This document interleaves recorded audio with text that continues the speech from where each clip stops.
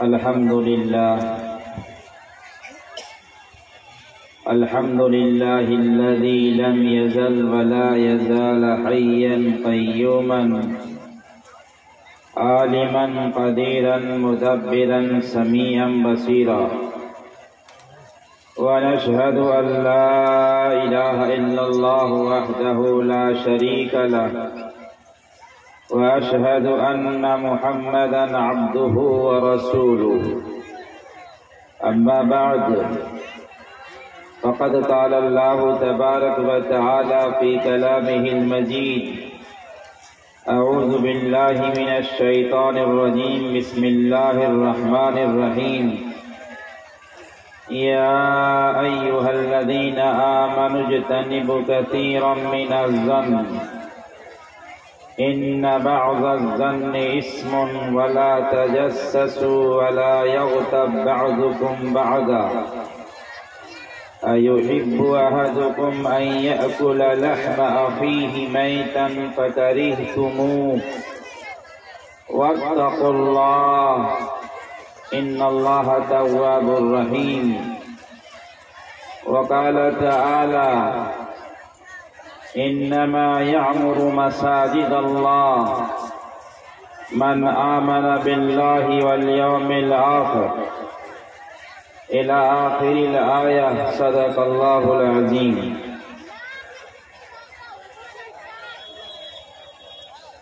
وقال النبي صلى الله تعالى عليه وسلم: إياكم والظن فإن الظن أكذب الحديث. وقال النبي صلى الله تعالى عليه وسلم: ظنوا بالمؤمنین خیرا، او کما قال علیہ الصلاۃ والسلام. اسٹیج پہ جلوہ افروز معقر علماء ربانیین، انتہائی قابل تعظیم حضرات سامعین، ملت اسلامیہ کے نوجوان دوستوں اور بھائیوں، پس پردہ بیٹھی ہماری ماں اور بہنیں، قرآن مقدس کی دو آیت دو موضوع کے واسطے سے تلاوت کی ہے، اور اسی دونوں آیت کے حوالے سے کچھ باتیں عرض کرنی ہے. دعا کریں اللہ تعالی حق گوئی نصیب فرماوے اور ہم سب کو اس پر عمل کرنے کی توفیق نصیب فرمائے. اولا جس موضوع کے طرف میں لے جا رہا ہوں وہ سماج کے کچھ ناسور ہیں جس کو سورۃ الحجرات کی آیت میں وضاحت کی گئی ہے، اور دوسری جس آیت کی تلاوت کی سعادت حاصل کی ہے وہ آج کے پروگرام سے تعلق رکھتی ہے، اس پر بھی کچھ باتیں عرض کرنی ہے. اللہ تبارک و تعالی نے ارشاد فرمایا ہے: اے ایمان والو، بہت ساری گمانوں سے بچو. اجتنبوا کثیرا من الظن، بہت ساری گمانوں سے بچو. ان بعض الظن اثم، اس لیے کہ بعض گمان گناہ ہوا کرتے. میں اولاً آپ حضرات کو ایک بات سمجھانے کی کوشش کروں گا کہ اس آیت کریمہ میں اللہ تبارک و تعالی نے جو ارشاد فرمایا کہ لوگوں گمان کرنے سے بچو، حضرات علماء نے لکھا ہے گمان کہتے ہیں کسی کے تئیں اپنے ذہنوں میں کسی قسم کے خیالات کو جما لینا، کسی کے تئیں اپنے ذہنوں میں ایک نظریات کو لے آنا، خواہ جس کے پیچھے میں کوئی صداقت ہے یا نہ ہو اپنے ذہنوں میں رچا اور بسا لینا، اس کو گمان کہتے ہیں۔ اللہ تعالیٰ نے فرمایا بعض گمان ایسے ہیں جو گناہ ہے، بعض گمان گناہ سے بعض حضرات مفسرین نے وضاحت فرمائی ہے کہ گمان دو قسم کے ہوا کرتے۔ ایک گمان اچھا گمان ہے جس کو حسن ظن کہا جاتا، ایک گمان برا گمان ہے جس کو بدگمانی کہا جاتا ہے۔ جس گمان کے طرف اللہ تبارک و تعالی نے منع فرمایا ہے، جس گمان کو حرام قرار دیا ہے، جس گمان کو شریعت نے ناسور قرار دیا ہے، شریعت نے جس کی اجازت نہیں دی ہے، وہ ہے بدگمانی۔ آج ہمارے سماج میں عام طور پر ایک بدگمانی کا مرض بڑھا ہوا ہے۔ ہم کسی کے تئیں کچھ خیالات بسا لیتے ہیں، جما لیتے ہیں، اور یہ کہتے ہیں کہ یہ آدمی ایسا ہے، فلاں جائے، اس کے پیچھے میں کوئی صداقت نہیں، اس کے پیچھے میں کوئی حقیقت نہیں ہوتی ہے۔ عام طور پر دیکھا جاتا ہے کوئی آدمی ترقی کر رہا ہے، کون اپنے ذہنوں میں خیالات جما لیتے ہیں، ایک گمان کر بیٹھتے ہیں، لگتا ہے کوئی حرام کمائی ہو، اس کا دروازہ کھلا، حرام کمائی کا سلسلہ شروع ہو گیا ہے۔ کوئی آج مدرسہ یا مسجد کا ذمہ دار ہوتا ہے، اچھا پہننا شروع کرتا ہے، اچھا کھانا شروع کر دیتا ہے، اچھا انداز پہ رہنا شروع کرتا ہے، فون اپنے ذہنوں میں گمان کر لیتے ہیں، لگتا ہے کوئی غلط کام ہو رہا ہے، ورنہ حلال تو ہم بھی کماتے ہیں، ہم کچھ نہیں کر پاتے ہیں، یہ آج کمانے کو پڑ گیا، اتنا کیا کر رہا ہے، یہ سفید کرتا، یہ اچھا گھر، وہ کریم، وہ عطریات، وہ خوشبو کا استعمال، اس قسم کے خیالات ہم جما کر بیٹھ جاتے ہیں، جبکہ اس کے پیچھے میں کوئی صداقت نہیں ہوتی ہے، اس کے پیچھے میں کوئی حقیقت نہیں ہوتی ہے۔ اور یاد رکھنی چاہیے، بخاری کی روایت اللہ کے نبی سرکار دو عالم صلی اللہ علیہ وسلم نے ارشاد فرمایا ہے، انسان کے جھوٹا ہونے کے لیے بس یہی کافی ہے کہ آدمی کی سنی سنائی بات کو آگے شیئر کرتا چلے۔ اللہ کے نبی نے ارشاد فرمایا، کفا بالمرء کذبا یحدثه لكل ما سمع، اور کما قال علیہ الصلوۃ والسلام، انسان کے جھوٹا ہونے کے لیے بس یہی کافی ہے کہ جو بات آئے اس بات کو آگے بڑھا دے، شیئر کر دے، اس کی کوئی تحقیق کوئی تدقیق نہ کرے، جس کے پیچھے میں کوئی سچائی ہے یا نہیں ہے، جس کے پیچھے میں کوئی صداقت ہے یا نہیں ہے، بس بات آئی ہم نے آگے بڑھا دیا۔ اللہ کے نبی سرکار دو عالم صلی اللہ علیہ وسلم نے ارشاد فرمایا، سب سے بڑا جھوٹا ہوگا۔ جبکہ ہمیں اللہ کے نبی سرکار دو عالم صلی اللہ علیہ وسلم نے حکم دیا کہ اچھا گمان قائم کرو، ظنوا بالمؤمنین خیرا، انسانوں کے ساتھ، مومنین کے ساتھ اچھا گمان قائم کرو، بدگمانی سے بچو، جو خفیہ اس کو تذکرہ کرو، اور اگر کوئی بات آئے تو اس کی تحقیق کرو، اس کے پیچھے میں دیکھو کہ کیا سچائی ہے، اس کی حقیقت کیا ہے، اگر سچائی ہے تو ٹھیک ہے، اگر حقیقت نہیں ہے تو اس بات کو کالعدم کرنا چاہیے، اس کو آگے نہیں بڑھانا چاہیے۔ اللہ کے نبی سرکار دو عالم صلی اللہ علیہ وسلم نے تو حضرت عیسیٰ علیہ السلام کا ایک واقعہ بھی نقل کیا۔ ایک مرتبہ حضرت عیسیٰ علیہ السلام نے دیکھا ایک شخص چوری کر رہا ہے۔ چوری کرنے کے بعد حضرت عیسیٰ علیہ السلام نے اسے فرمایا، تو چوری کر رہا ہے، تم نے چوری کی حرکت تم سے سرزد ہوئی ہے۔ انہوں نے کہا، واللہ باللہ، قسم خدا کی، اللہ کی قسم، ایسا کوئی معاملہ نہیں ہے۔ حضرت عیسیٰ علیہ السلام فوراً اپنی آنکھوں کی تکذیب کرتا ہے، جھٹلاتا ہے اور کہتا ہے، چونکہ تم نے اللہ کی قسم کھا لیا اس لیے میں اپنی آنکھوں کو جھٹلاتا ہوں، میری آنکھ میں تکذیب کرتا ہوں۔ ممکن ہے کہ کوئی واقعہ ہو اور کوئی اس کے پیچھے میں ہو جس کی بنیاد پہ تم نے اس کے سامان کو لیا ہے۔ بسا اوقات دیکھنے کے بعد بھی پتہ چلتا ہے اور حقیقت کو جانے بغیر یہ تو احساس کیا جا سکتا ہے، ہو سکتا ہے اس کا کوئی معاملات وابستہ رہے ہوں، ہو سکتا ہے اس کا کوئی تعلق رہا ہو سکتا ہے اس کا لین دین کے کوئی سلسلہ مربوط اور جڑا ہوا ہو، جس واقعہ کا ہمیں علم نہیں ہے، جس کی جانکاری نہیں ہے، ہم نے تو صرف ظاہری آنکھوں سے دیکھا ہے اس بندے نے فلاں کا سامان اٹھایا ہے، اٹھا کے اپنے جیب میں رکھ لیا، اپنے گھر لے کے گیا ہے، لیکن اس کے پیچھے واقعہ کا واقعہ کو پتہ نہیں ہے۔ حضرت عیسیٰ علیہ السلام نے کہا میں اپنی آنکھوں کی تکذیب کرتا ہوں۔ ایک نبی اپنی آنکھ کی تکذیب کرتا ہے دیکھنے کے باوجود۔ آج ہم نہ دیکھتے ہیں نہ حقیقت کو جانتے ہیں، اس کے باوجود ہم غلط گمان کر بیٹھتے ہیں۔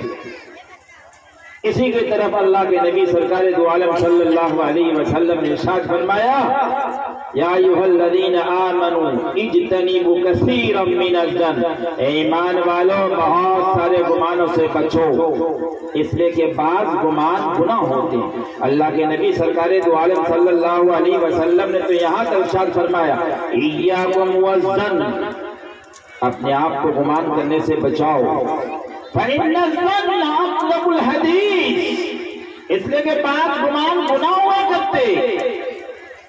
ہاں کوئی بات ہو تو اس کی تحقیق ہو، کوئی جاہل یا کوئی ان پڑھ یا کوئی بلا تحقیق تمہارے پاس کوئی خبر لے کر آئے، قرآن حکم کرتا فتبینوا، اس کی تحقیق کر دو، اس کی چھان بین کر لو، کہیں ایسا نہ کہ تم اس کی شیئر کرو حقیقت خلاف نکل جائے، ندامت اور رسوائی تیری مقدر ہو جاوے۔ قرآن یہ کہتا ہے، لیکن اس کے باوجود آج ہم گھروں میں بیٹھتے ہیں، چاہے خانوں میں ہوتے ہیں، ہوٹلوں میں ہوتے ہیں، گلیوں میں ہوتے ہیں، اور ہم کسی کی برائی کا معاملہ لے کے بیٹھ جاتے ہیں۔ اس گھر میں ایسا آدمی ہے، لگتا ہے غلط کمائی کا سلسلہ شروع ہے، اس کا بچہ کی غلط حرکت ہے، اس کی نظریہ غلط ہے، اس کی سوچ ایسا ہے، وہ گھر گویا کہ یہ کر رہا ہے وہ کر رہا ہے، دیکھو ترقی کر رہا ہے، لگتا ہے غلط ہے، لگتا ہے فلاں سے کانٹیکٹ ایسا ہے، ہم اس کی کوئی تحقیق نہیں کرتے، جبکہ قرآن نے بھی حکم دیا ہے کوئی قوم اور کوئی آدمی اگر تم سے کوئی خبر لے کر آئے فتبینوا، تو اس کی تحقیق کرو، اس کی چھان بین کرو، اگر حقیقت ہے تو ٹھیک اور نہیں تو اس کی شیئر نہ کرو۔ لیکن آج ہم لوگ اس کی کچھ تحقیق کیے بغیر آگے بڑھا دیتے ہیں۔ اللہ تعالیٰ فرماتا ہے کہ یہ بدگمانی ہے، یہ گناہ ہے، یہ ناجائز اور حرام ہے، کسی ایمان کے لیے، ایمان والوں کے لیے زیب نہیں دیتا کہ کسی کی عزت کو آگے بڑھاوے، کسی کی ذات کے بارے میں بلا تحقیق شیئر کرے، اس کی اجازت نہیں دیتا۔ وہی اسی آیت کریمہ میں آگے اللہ تعالیٰ نے ارشاد فرمایا وَلَا تَجَسَّسُوا، اور کسی کے تہمے نہ پڑو، کسی کے ذاتی معاملات کی خیر فروغ کرنے کے چکر میں نہ پڑو، اس چکر میں نہ پڑو کہ جس عیب کو، جس کمی خامی کو چھپانا چاہ رہا ہو تم اس کے پیچھے میں سرے عام نیلام کرنے کے چکر میں پڑ جاؤ۔ اللہ تبارک و تعالیٰ فرماتا وَلَا تَجَسَّسُوا، کسی کے تہمے نہ پڑو، کسی کی راز اور بھید کو معلوم کرنے کے چکر میں نہ پڑو۔ لیکن بسا اوقات ہمارا ایک مزاج بنا رہتا ہے، کوئی بندہ اگر ہوتا ہے اب وہ بندہ اپنے عیب کو چھپانے کی کوشش کرتا ہے، اپنی کمیاں اور خامیاں کو دبانے کی کوشش کرتا ہے، لیکن ہم ایک دوسرے سے، تیسرے سے، گلی کوچوں سے، بغل گیروں سے معلوم کرتے ہیں کہ اس کی کیا حقیقت ہے، تاکہ وہ رات ہم تک معلوم ہو جائے، اور رات جب ہم کو معلوم ہو جائے گا تو ہم پریشان عام اس کو نیلام کریں گے، اس کی عزت کو نابود کرنے کے چکر میں پڑ جاتے ہیں۔ اللہ تعالیٰ نے جب کہ ارشاد فرمایا وَلَا تَجَسَّسُوا، کسی کے تہمے نہ پڑو، کسی کا عیب کو خود فریب کرنے کے چکر میں نہ پڑو۔ بعض ہمارے اکابرین نے تو یہاں تک لحاظ رکھا کہ جب کوئی فون میں گفتگو کرتا ہے تو کوئی اگر چھپانا چاہ رہا ہو انداز حرکت سمجھ جاؤ تو تم وہاں سے ہٹ جاؤ، اس کو تم نہیں سنو، اس لیے کہ اس کی حرکت بتا رہی ہے کہ تم سے چھپانا چاہ رہا ہے، اگلے سے چھپانا چاہ رہا ہے، تو آپ کے زیب نہیں دیتا ہے کہ آپ کان لگا کے سنو وہ کس سے بات کر رہا ہے اور کیا بات کر رہا ہے۔ لیکن آج ہمارے اندر میں یہ کمی ہے کہ ہم اپنے بھائی کی عزت کو باہر کرنے کے چکر میں پڑ جاتے ہیں۔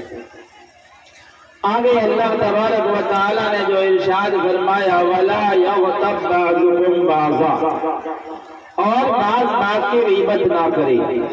اللہ کے نبی سرکار دو عالم صلی اللہ تعالی علیہ وسلم سے ارشاد فرمایا یا رسول اللہ میرے ماں باپ آپ پر قربان، غیبت کیا چیز ہے، کسے کہتے ہیں؟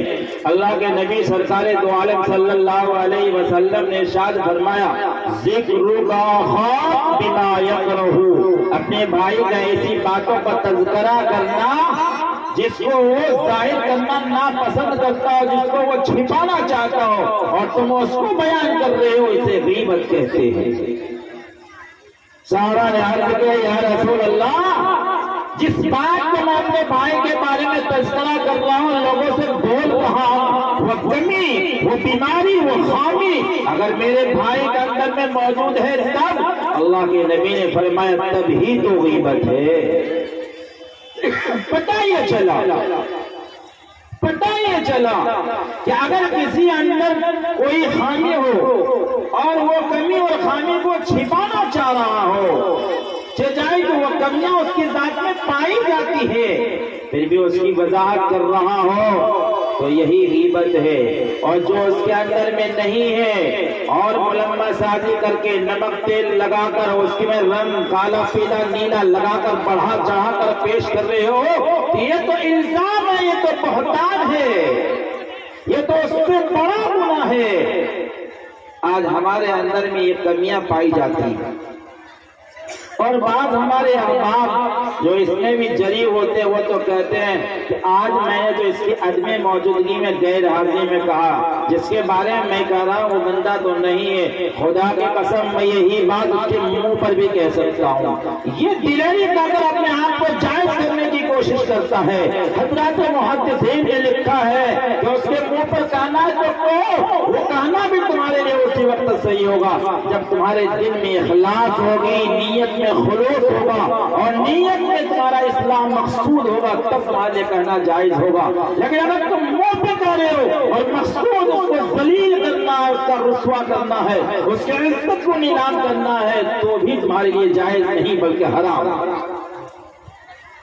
آج ہمارے اندر میں یہ چیزیں پائی جاتی ہیں اور میں تو یاد کروں اگر آپ کی نیت میں خلوص ہے، اصلاح مقصود ہے تو مجمع میں کہنے کی ضرورت ہی کیوں ہے؟ آپ اس کو تنہائی میں کیوں نہیں لے جاتے کہ بھائی آپ کے اندر میں یہ کمی ہوتا ہے، خامی ہے، آپ اپنی اصلاح کر لیں۔ مجمع میں کہنے کا مطلب ہی یہی ہے کہ آپ ان کی عزت کو نیلام کرنے کی کوشش کر رہے ہیں، آپ اس کو حقیر بتانے کی کوشش کر رہے ہیں، آپ اس کو رسوا کرنا چاہ رہے ہیں، چاہے لفظوں میں جو کچھ کہیں یہ چیزیں ماحول یہ بتا رہا ہے آپ اس کو رسوا کر رہے ہیں۔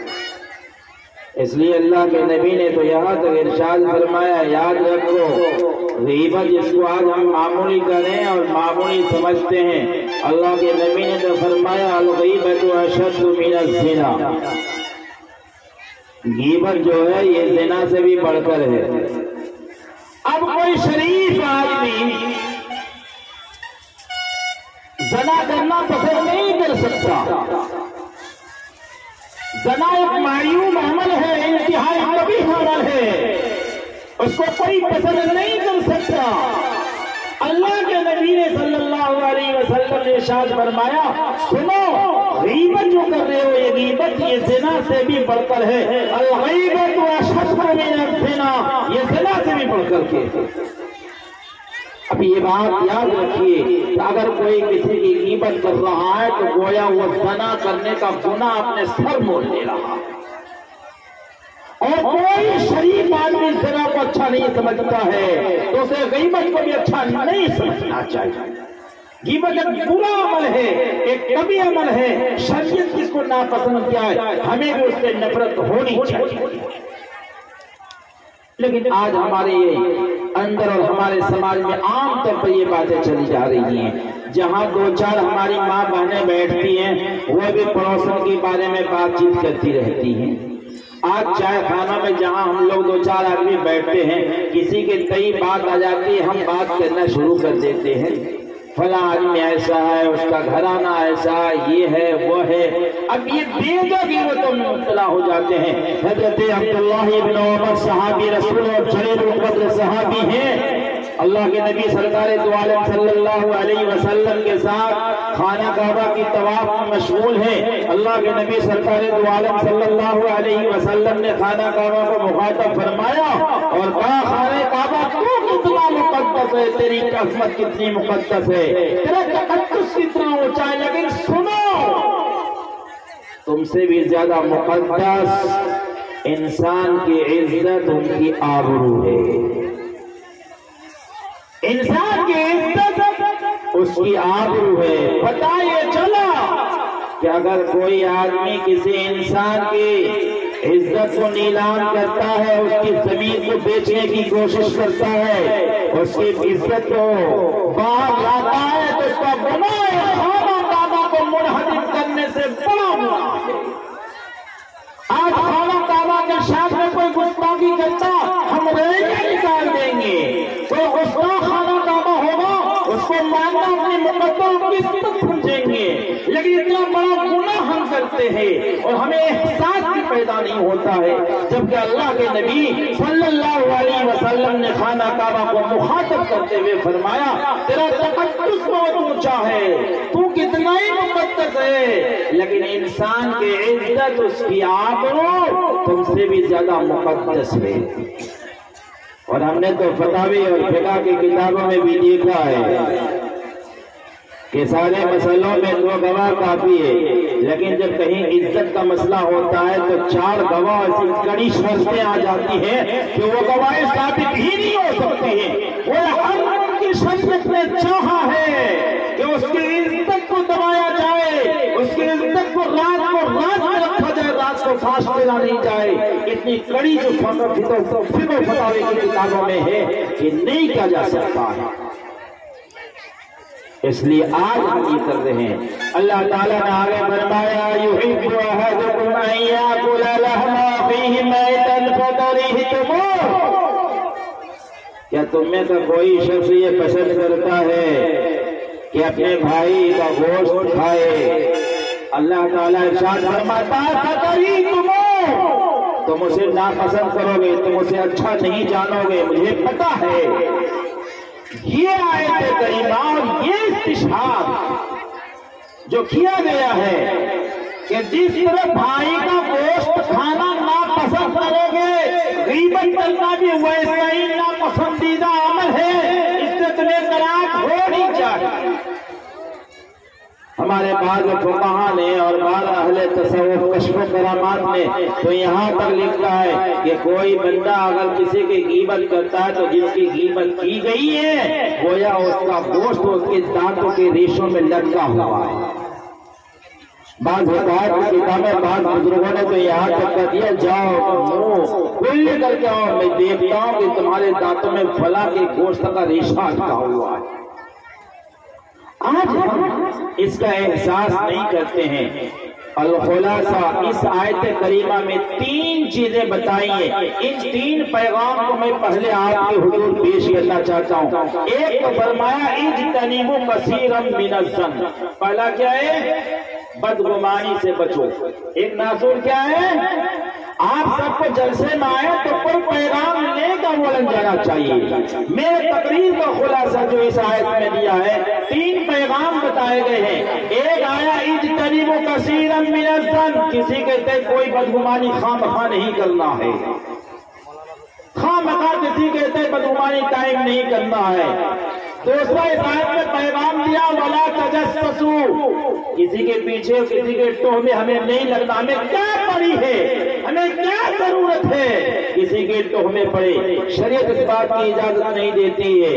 نمبر 3 اس آیت کریمہ میں جو فرمایا، ولا یغتب بعضکم بعضا، ہم بعض کی غیبت نہیں کریں۔ یہ تین چیزیں بتائی گئی ہیں۔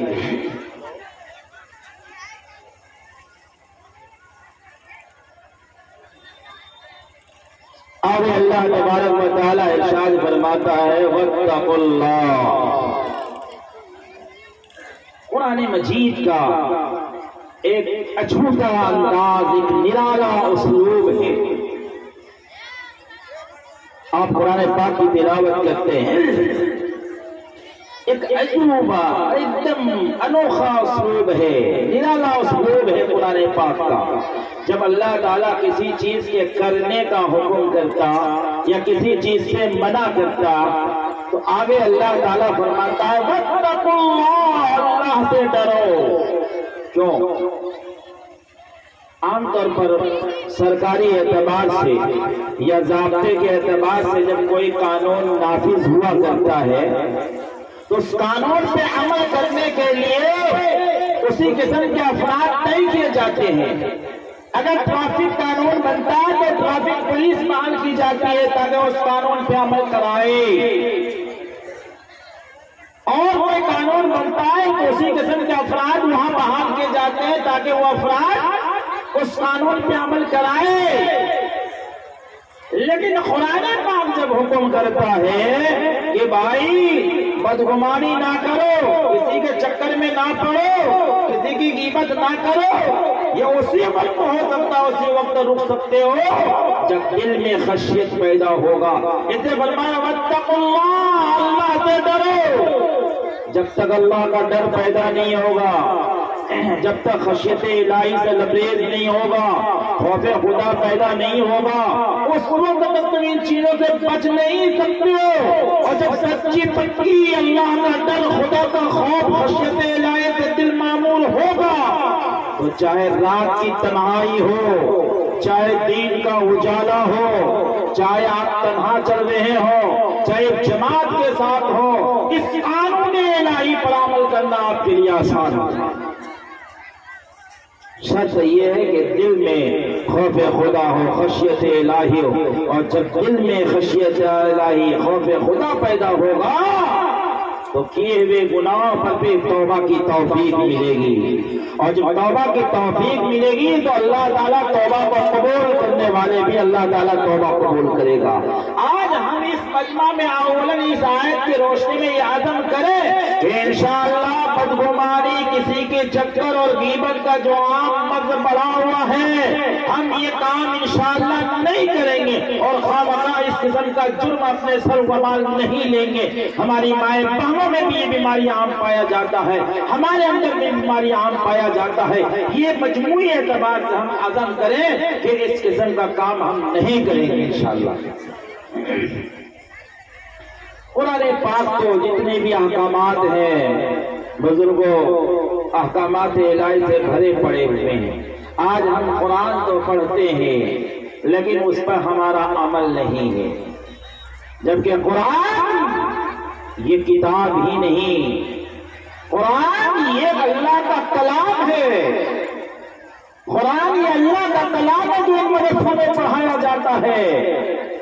یہی وجہ ہے کہ اس قرآن کی حفاظت کا ذمہ اللہ تعالیٰ نے لیا ہے اور کتابوں کی ذمہ داری نہیں لی ہے۔ اس سے پہلے جب بات آئی تو کسی نے سوال بھی کیا کہ آخر توریت بھی ہے، زبور بھی ہے، انجیل بھی ہے، قرآن بھی ہے، سب اللہ کی کتاب ہے، لیکن وہ کتابیں محرف ہو گئی، اس میں وہ تبدیل ہو گئی، اس میں ملاوٹ کے آثار پائے جاتے ہیں۔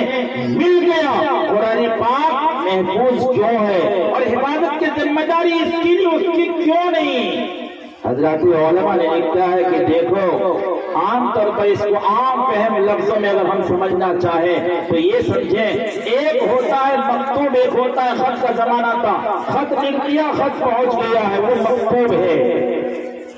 توریت، زبور، انجیل کی حیثیت مکتوب کی تھی، وہ ایک کتابی شکل میں تھا، پرانی احکامات آ گئے، ہم اس پہ عمل کریں گے، لیکن قرآن اس سے ممتاز ہے۔ قرآن مکتوب نہیں بلکہ مکتوب کے ساتھ ساتھ یہ کلام اللہ ہے جس کے بارے میں کہا گیا تبرک بالقرآن فإنہ کلام اللہ، قرآن پاک سے برکت حاصل کرو اس لیے کہ اللہ کا کلام ہے۔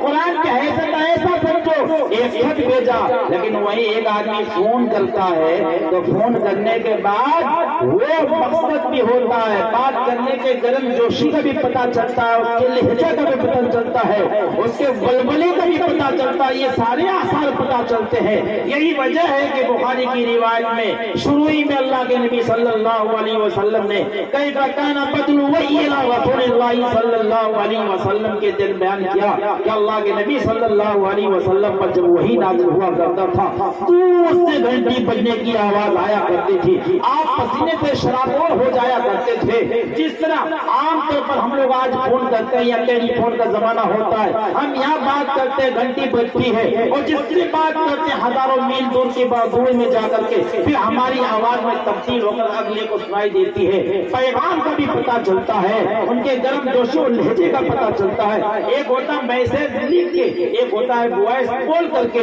یہ قرآن کی حیثیت جس طرح بول کر ہم بھیجتے ہیں اس کی حیثیت ہے، یہی وجہ ہے کہ جبریل امین علیہ السلام من نازل فرما دیتے اور اللہ کے نبی صلی اللہ علیہ وسلم پسینے سے شرابور ہو جایا کرتے۔ یہی وجہ یہ کلام اللہ ہے، کتاب اللہ جہاں ہے وہ کلام اللہ ہے۔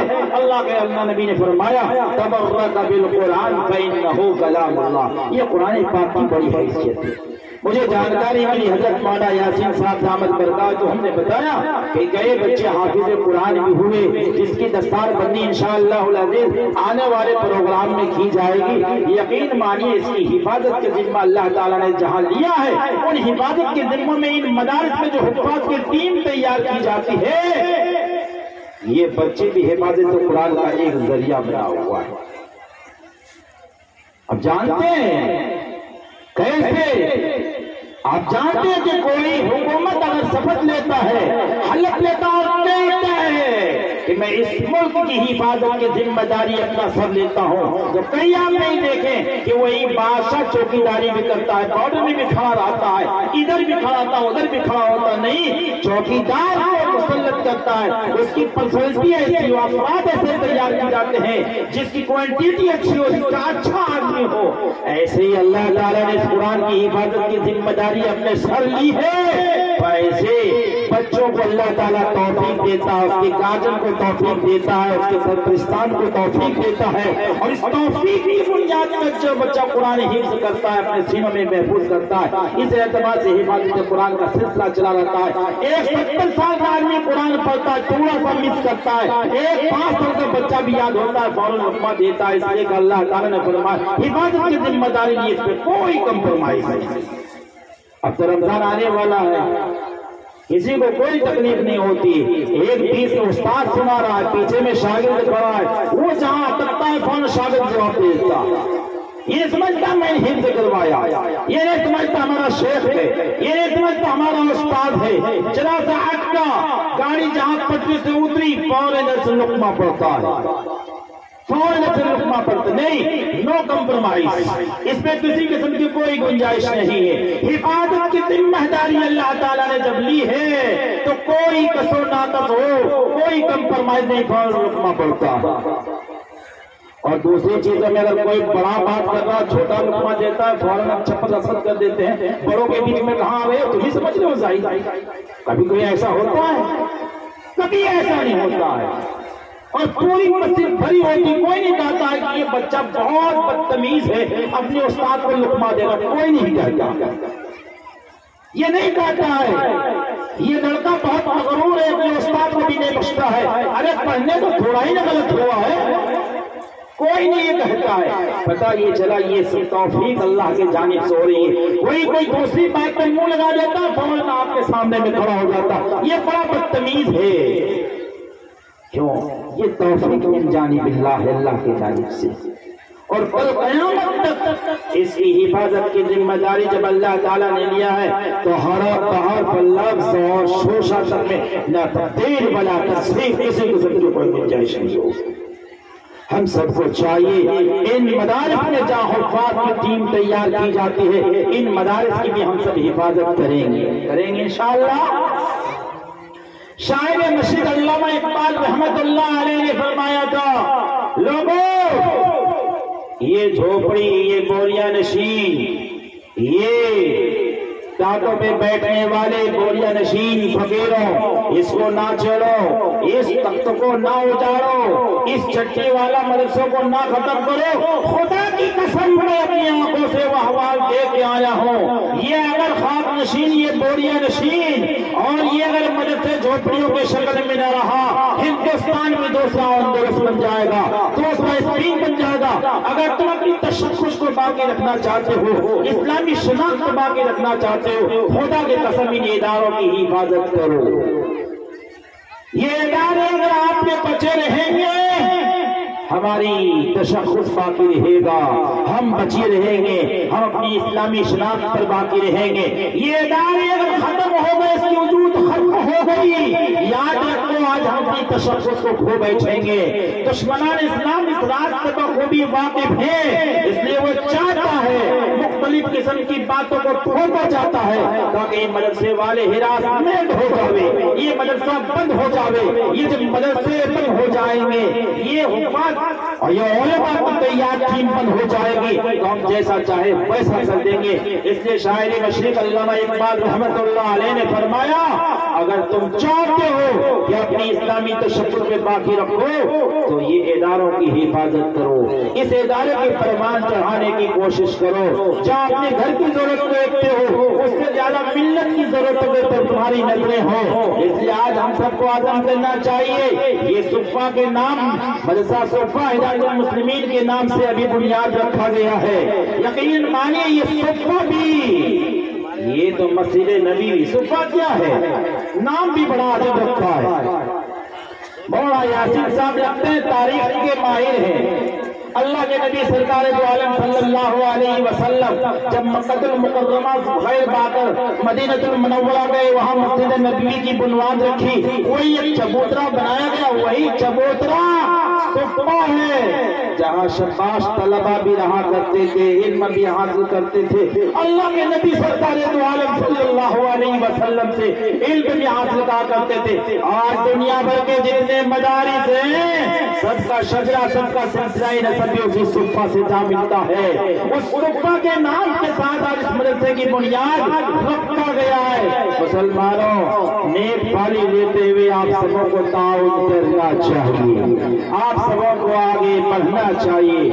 اور مجھے تو خوشی ہوئی ہے کہ آج اسی میں ایک مسجد کی بنیاد بھی رکھی گئی ہے۔ مسجد کے بارے میں آپ جانتے ہیں، اللہ کے نبی سرکار دو عالم صلی اللہ علیہ وسلم نے فرمایا، احب البلاد الاللہ، احب البلاد الاللہ مساجدها وابغض البلاد الاللہ اسواقها، کہ بدترین جگہ شہروں میں، بدترین جگہوں میں سب سے جو بدترین ہے وہ بازار ہے، اور سب سے جو اچھی جگہ ہے وہ اللہ کا گھر مسجد ہے۔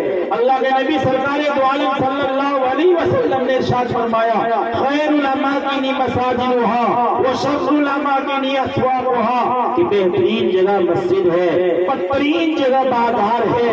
جب بہترین جگہ مسجد ہے تو مسجد اللہ کے نبی سرکار دو عالم صلی اللہ علیہ وسلم اس تاریخ کے حوالے سے جب مکہ المکرمہ سے ہجرت کر کے مدینہ منورہ تشریف لے جا رہے تھے، تو اللہ کے نبی صلی اللہ علیہ وسلم نے اپنی بیوی کا حجرہ نہیں بنایا، اپنی رہائش کی فکر نہیں کی، کوئی پارلیمنٹ، کوئی ریسٹ ہاؤس، کوئی گیسٹ ہاؤس نہیں بنایا۔ اللہ کے نبی سرکار دو عالم صلی اللہ علیہ وسلم نے سب سے پہلے مسجد کے لیے زمین کی خریداری کی۔ وہ دو یتیم بچہ جس کا نام سہل اور سہیل تھا، جو قرارہ اپنے نبی کی پرورش اور کفالت میں رہا کرتے تھے، اللہ کے نبی سرکار دو عالم صلی اللہ علیہ وسلم نے 10 دینار کے بدلے میں زمین کا وہ ٹکڑا خریدا جس کی رقم حضرت ابو بکر صدیق رضی اللہ تعالیٰ عنہ نے ادا کی۔ اللہ کے نبی سرکار دو عالم صلی اللہ علیہ وسلم نے ارشاد فرمایا، ابو بکر سنو، قیامت تک جب تک اس میں تلاوت قرآن ہوتا رہے گا، سجدہ لوگ کرتے رہیں گے، عبادت ہوتی رہے گی، خدا کی قسم تیری قبروں پر رحمت کی بارش برستی رہے گی۔ جتنے لوگ سجدہ کرتے رہیں گے اس کا حصہ کا ثواب تمہیں ملتا رہے گا، جتنے لوگ تلاوت قرآن کرتے رہیں گے اس کا ثواب تیرے حصہ میں لکھ کر آتا کرے گا۔ بزرگوں، بھائیو، آج ہم نماز پڑھتے ہیں، ہماری نماز کی کوئی گارنٹی نہیں اللہ کے ہاں مقبول ہوتا ہے یا نہیں ہوتا ہے، یا کوئی بتائے میری نماز مقبول ہے، بارگاہ سمجھ میری نماز مستجاب ہو رہی ہے۔ خدا کی قسم مجھے نہیں لگتا ہے کہ کوئی دعویٰ کر سکتے ہیں، اور دعویٰ بھی اگر ہے تو رد ہے۔ اللہ کے نبی نے فرمایا ابو بکر قیامت تک تیری قبروں میں رحمت کی بارش برستی رہے گی، جتنے لوگ سجدہ کرتے رہیں گے اس کا ثواب پہنچتا رہے گا۔ آج اگر ہم مسجد کے لیے کچھ رقم لگا دیں گے تو اس کا ثواب ہم تک ملتا رہے گا۔ کوئی نہ کوئی بندگان خدا جو اللہ کے ہاں محبوب و مقبول ہے اس کی سجدہ ہوگی، اس کے ثواب اس کے مقبول کے سجدے میں ہماری بخشش ہو جائے گی۔ مسلمانوں، ایسی جگہوں میں ہمیں آگے بڑھنے کی ضرورت ہے۔ حضرت عمر فاروق خلیفہ دور ہیں، اپنے دور خلافت میں نہ کوئی ایمان خاص بنایا، نہ کوئی ایمان عام بنایا۔ حضرت عمر فاروق نے بھی اپنے دور خلافت میں سب سے پہلے 5000 مسجدیں کو تعمیر کی، جس میں سے 900 جامع مسجد تھی۔ ابو بکر کا دور بھی یہی کہہ رہا، حضرت عمر فاروق نے بھی 5000 مسجد کی تعمیر کی، جس میں سے 900 صرف جامع مسجد تھی۔ آج بھی بندگان خدا جو اس حدیث کو سمجھتے ہیں یقیناً مسجد تو فنڈ دیتے ہیں، مسجد تعمیر کراتے ہیں اور ان کا ثواب اپنے نام اعمال میں منظور کرنے کی کوشش کرتے ہیں۔ آپ بھی جانتے ہیں کچھ اور ہوتا نہیں ہوتا ہے، مسجد کی تعمیر کرنے والا فلاں کمیٹی، فلاں تنظیم، فلاں سوسائٹی دیتی، کیوں؟ اس کا پیسہ زائد ہو گیا؟ نہیں، فضائل ان کے دلوں میں اتر گیا ہے، ثواب اس کے دلوں میں یقین ہو گیا ہے۔ آج ہمارے دلوں میں یقین نہیں، جس کے بنیاد پہ کرنا مشکل پڑ جاتا ہے۔ ہم پہلے یقین پیدا کریں، پہلے ہم یقین پیدا کریں۔ آج معمولی سی چیز ہے، یقین کی بات آتی ہے، معمولی سی چیز ہے، ہم راستے میں گزر رہے ہیں، راستے میں تکلیف دہ چیز ہوتا ہے، راستے میں اینٹ پتھر ہوتا ہے، شریعت کے روشنی میں حدیث کے حوالے سے اللہ کے نبی سرکار دو عالم صلی اللہ علیہ وسلم نے ارشاد فرمایا تکلیف دہ چیزوں کو راستے سے ہٹا دینا یہ صدقہ ہے۔ اماطۃ الاذى عن الطریق صدقۃ، راستے سے تکلیف دہ چیزوں کو ہٹا دینا صدقہ ہے، لیکن چونکہ اس کے اوپر ملنے والے ثواب کا ویلو ہمارے دلوں میں نہیں اترا ہے، احساس ہمارے دلوں میں بیدار نہیں ہوا ہے۔ ہم سمجھتے ہیں کہ بھائی یہ اینٹ پتھر جو راستے میں پڑا ہوا اٹکا ہوا ہے، اس کو ہٹانے کے لیے ہمیں جانا پڑے گا، جھکنا پڑے گا، ہٹنا پڑے گا، اور اس کو دل میں جا کے پھینکنا پڑے گا۔ یہ درد سری مول کون لیتا ہے؟ وہی اگر ایک آدمی راستے میں گزرتا ہے یا ایک آدمی اپنے مکان کی دوسرے منزل پہ کھڑا ہے، نیچے میں اگر 500 کا نوٹ پڑا ہوا ہے، جو کہ 500 کے اہمیت ہمارے دلوں میں ہے، تو تیسری منزل سے نیچے اترنا اس کے لیے آسان ہوتا ہے، اس کو اٹھانا آسان ہوتا ہے، جبکہ اس بات کو بھی احساس ہے اور اٹھاتے وقت وہ دائیں بائیں دیکھ رہا ہے، یہ خوف کے اندر میں ستا رہا ہے کہ اگر 500 کا نوٹ اٹھائیں گے اور کوئی بندہ کہتے رہے بھائی پیسہ اٹھا لے، پیسہ تو میرا ہے، تو شرمندگی اور ندامت اور ہی ہے۔ اس کے باوجود تیسری منزل سے نیچے اترنا سیڑھی پر سیڑھی ان کے لیے آسان ہوتا ہے۔ ہمارے اندر میں یہ احساس پیدا کرے کہ اللہ کے نبی نے ارشاد فرمایا من اسرج سرجا سرج اللہ قبرہ یوم القیامہ، اور کما قال علیہ الصلوۃ والسلام کہ جس نے مسجد میں روشنی کا انتظام کرے گا اللہ تعالیٰ اس کے لیے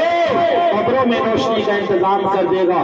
اللہ کے نبی سرکار دو عالم صلی اللہ علیہ وسلم نے ارشاد فرمایا من قصا من القا حصیرا قصا لہ، اور کما قال علیہ الصلوۃ والسلام جس نے مسجد میں تعلیم اور چٹائی کا انتظام کرے گا اللہ رب العزت ان کو اپنے ہاتھ سے سبز لباس پہنائیں گے، جس کو اللہ تعالیٰ اپنے ہاتھوں سے لباس پہنائیں گے اس کی مقبولیت میں کوئی تردد ہے؟ یہ ہمارا کہنا نہیں ہے، یہ فرمان عالی شان تاجدار عربی محمد عربی صلی اللہ علیہ وسلم نے ارشاد فرمایا ہے، یہ حدیث میں اللہ کے نبی کا فرمان ہے۔ ہم جھوٹا ہو سکتے ہیں، پورا مجمع جھوٹا ہو سکتا ہے، لیکن ہمارا ایمان اور عقیدہ بولتا اللہ کے نبی کا فرمان قیامت تک جھوٹا نہیں ہو سکتا ہے۔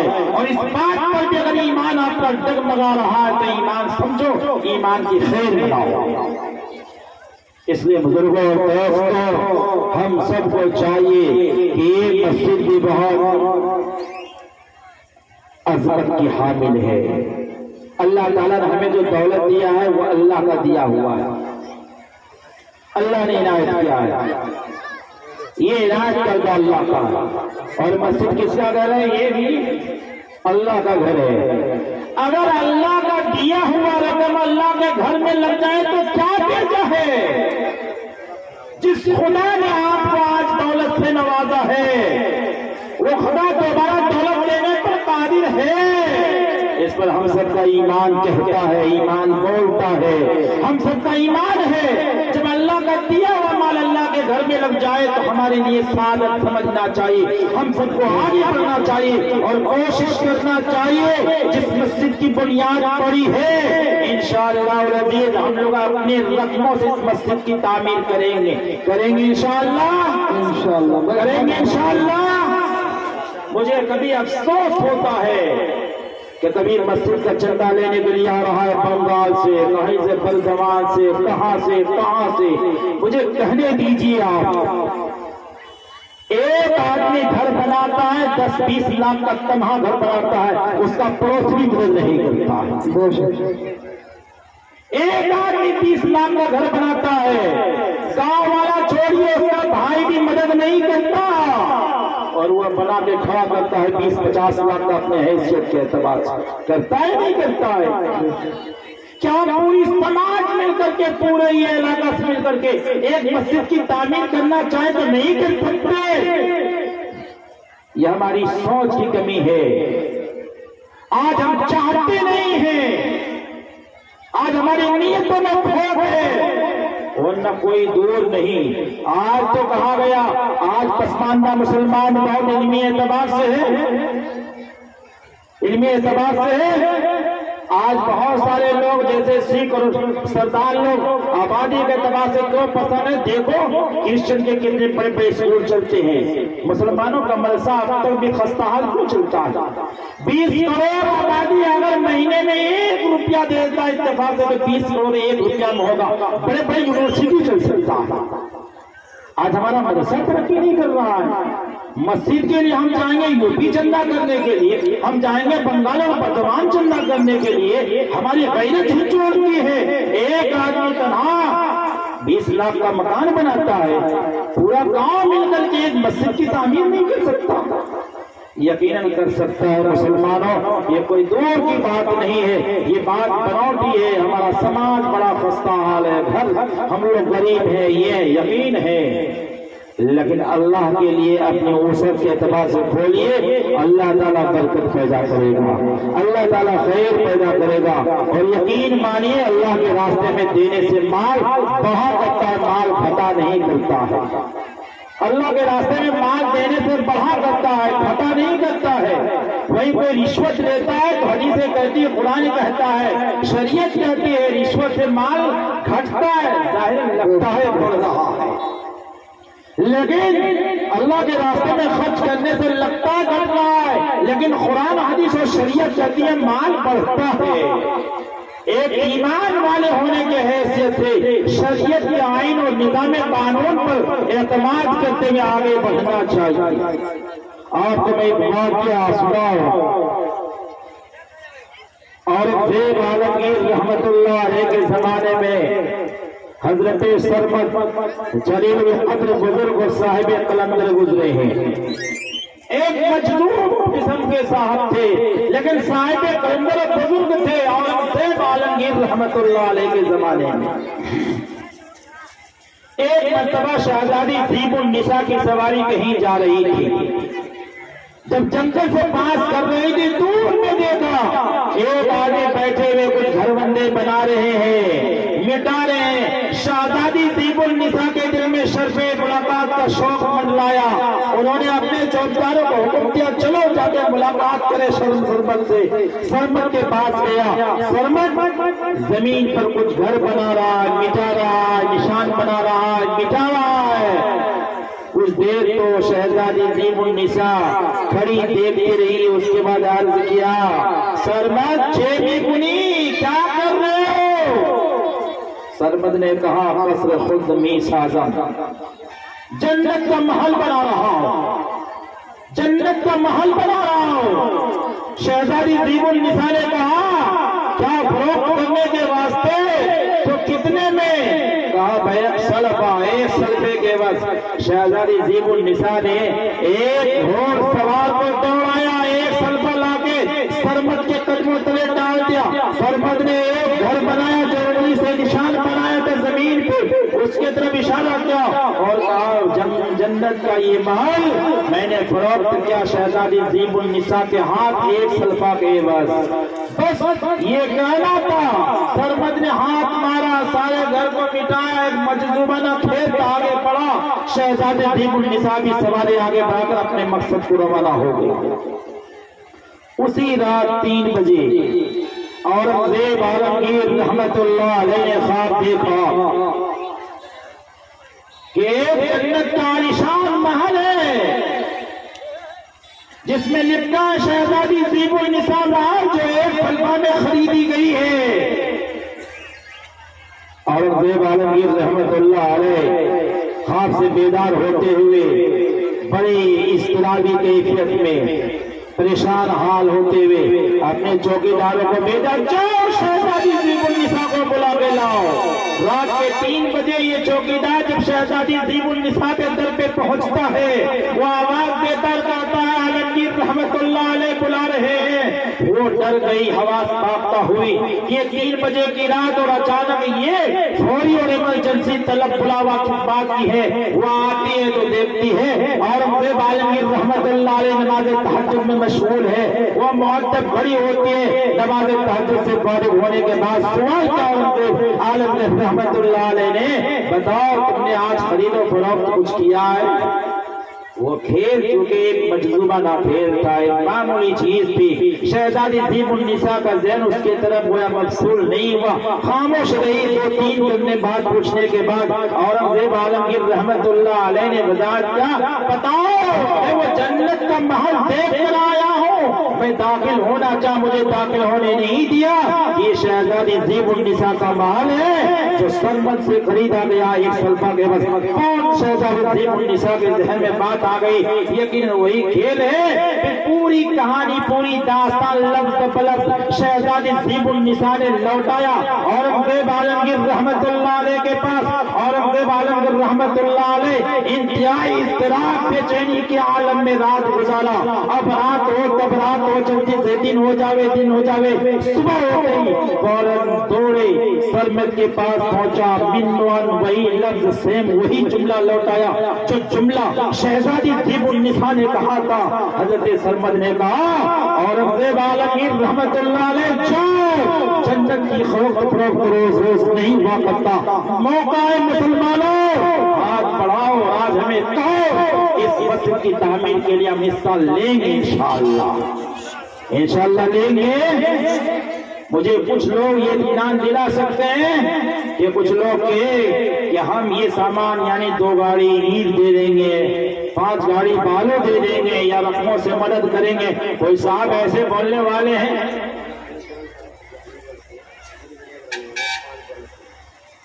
الحمدللہ حضرت مولانا علی جان جو مشتہر علماء میں نے اشتہار میں دیکھا، یہ سعادت حاصل کی حضرت مولانا علی جان صاحب نے 5 بوری سیمنٹ انہوں نے نام پیش کیا۔ ہم سب کو چاہیے کہ بڑھ چڑھ کر وہ حصہ لیں، اور کوئی صاحب ہیں جو کم از کم 2 گاڑی اینٹ ہی دے دیں، چونکہ مجمع میں بہت زیادہ تشکیل نہیں، لیکن میں یہ جاننا چاہوں گا یہ خانہ خدا میں کون کون حصہ لینے والے ہیں۔ ہم نیت پختہ کریں گے، اللہ تعالیٰ حالات کو میسر فرما دے گا انشاءاللہ۔ اپنے اعتبار سے کچھ لوگ ہیں جو کھڑے ہو کر کے सवाब की नीयत रखते हुए, क्योंकि ये पैसे हमारा ही लगना है, हम ही को आबाद करना है, कोई गैर का पैसा लगना नहीं है, गैर कमाई का लगना भी नहीं है। तो कोई साहब है जो ये कह सकते हैं अल्लाह की रिजा के लिए सदक़े जारिया में हमने इसको नाम लिखा दिया है। अल्लाह के नबी सरकार दो आलम सल्लल्लाहु अलैहि वसल्लम ने भी इरशाद फरमाया, 3 चीजें ऐसी हैं जो मरने के बाद भी उसको सिलसिला बाकी और जारी व सारी रहता है। उनमें से एक सदक़े जारिया है, इंसान के मरने के बाद भी सवाब उसको मिलता रहेगा। कोई साहब है तो सदक़े जारिया में हिस्सा ले, और सदक़े जारिया है कि मस्जिद बनाने उसने तामीर में हिस्सा लिया, मदरसे की तामीर में हिस्सा लिया, किसी और खजूरी गड़िया के इमाम साहब ने 200 रुपये से आज किया है। अल्लाह ताला उसके नेक जज्बात और ख्वाहिशात को तकमील करे, अल्लाह ताला इसके जुमला मकासद में कामयाब करे। इसलिए हमें चाहिए, यही वजह है, आपको एक राज की बात मालूम होनी चाहिए, इंसान मर जाता है, अमल का सिलसिला बंद हो गया, फौरन जन्नत या जहन्नम का फैसला हो जाना चाहिए था। जब वो नमाज नहीं पढ़ सकता, रोजा नहीं ले सकता, ज़कात नहीं दे सकता, फिर भी उसको ईमान या सिजीन में रोका क्यों जाता है? भगवान